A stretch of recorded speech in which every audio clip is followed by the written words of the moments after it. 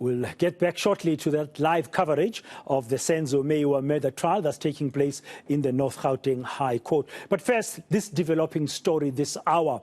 A 16th person has died following the weekend's Orlando East Tavern massacre. Gauteng Community Safety MEC, Faith Mazibuko, has also told eNCA that police have now obtained video footage of the alleged gunmen involved in that shooting.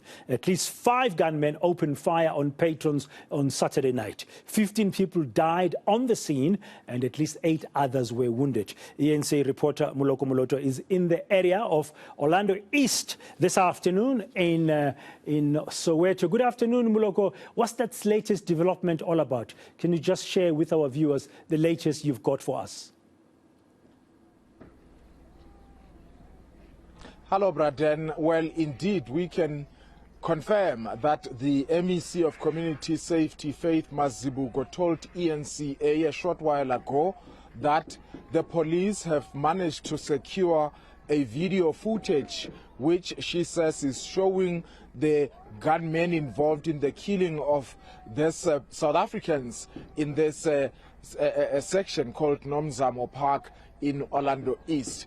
I tried to really press a bit harder for her to give us more details about that footage as to who might have captured those people and when exactly were they captured, whether it was during the act or as they were leaving, but she was really not willing to divulge that much, except to say that when other people are sleeping, not everybody is sleeping, which is kind of like giving you an indication, perhaps, Braden, that it could have been a resident, perhaps, who might have used whatever. I don't know whether a camera or this could have been a video on one household. We don't know up to so far. We can only speculate, except that we are confirming the MEC saying the video exists and she is confident that it is going to lead to the arrest of those 5 men. And we are saying 5 men because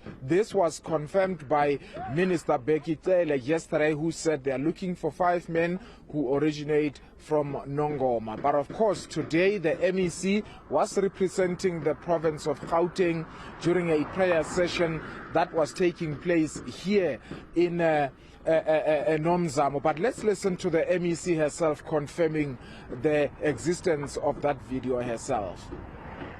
Here in Nomzamo, they've also been able to get some footages somewhere.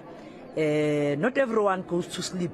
Even if you try and do something, there might be an eye somewhere that is looking at you.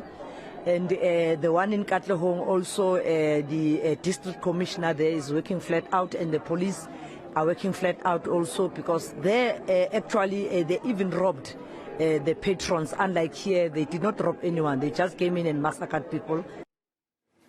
So there's still lots of questions, I understand, then that are going to have to be asked about what would the motive have been. I mean, you've been on the ground, Moloko, for some time now.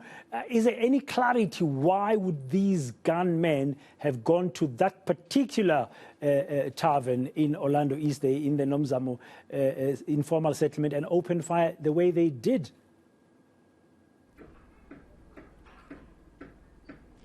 Well, Braden, at least at this point in time, we don't know officially what the motive of those gunmen was. But of course, when you speak to the locals, specifically the parents as well of these young people who were killed, just a short while ago we spoke to another mother who came from KwaZulu-Natal.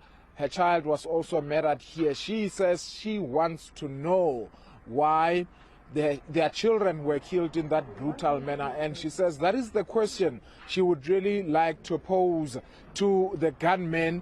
And since the MEC says the video has been obtained of those gunmen, she hopes that they will be arrested, and that is the question that she wants to face ask to those gunmen. But also, other mothers who lost their children that we were speaking to yesterday, they want to know as to why would people use such brutal force, because you might have heard, Braden, that the police minister says AK-47 machine gun was used here with about 137 cartridges spent killing those people here. And the locals here are saying, look, the shootouts, they are a daily occurrence here.